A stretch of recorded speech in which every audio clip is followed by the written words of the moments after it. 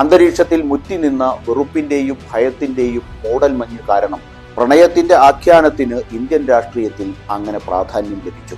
സാധാരണ രാഷ്ട്രീയം കൈകാര്യം ചെയ്യുന്ന രാഷ്ട്രങ്ങൾക്ക് സ്നേഹത്തിനായി കൊതിക്കുന്ന ഇന്ത്യയുടെ ആത്മരോദനം മനസ്സിലാകില്ല എന്ന് അമേരിക്കയിലെ പ്രഭാഷണത്തിനിടെ രാഹുൽ പറഞ്ഞ വാക്കുകൾ തലമുറ പിന്നിട്ടാലും ഇന്ത്യയെ അടയാളപ്പെടുത്തുന്ന വാക്കുകളായിരിക്കുമെന്ന കാര്യത്തിൽ തർക്കമില്ല. പ്രണയത്തിന് അമിത പ്രാധാന്യം നൽകി രാഹുലിനെ കളിയാക്കുന്ന ആളുകൾക്ക് ഈ അസാധാരണ രാഷ്ട്രീയ അന്തരീക്ഷത്തിൽ അദ്ദേഹത്തിന്റെ വാദങ്ങളുടെ പ്രാധാന്യം മനസ്സിലാവില്ല.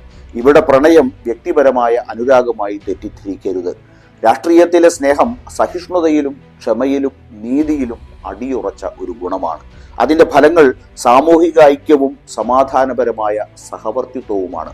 ഗാന്ധിജിയും വ്യത്യസ്ത രൂപകങ്ങളിലൂടെ ഇതേ സന്ദേശമാണ് നൽകിയത്. ഇത് രാഷ്ട്രീയ തിന്മയ്ക്കെതിരായ നിലപാടാണ്. വിഭജനവും വിവേചനപരവുമായ അജണ്ടയ്ക്കെതിരെയുള്ള നിലപാട്.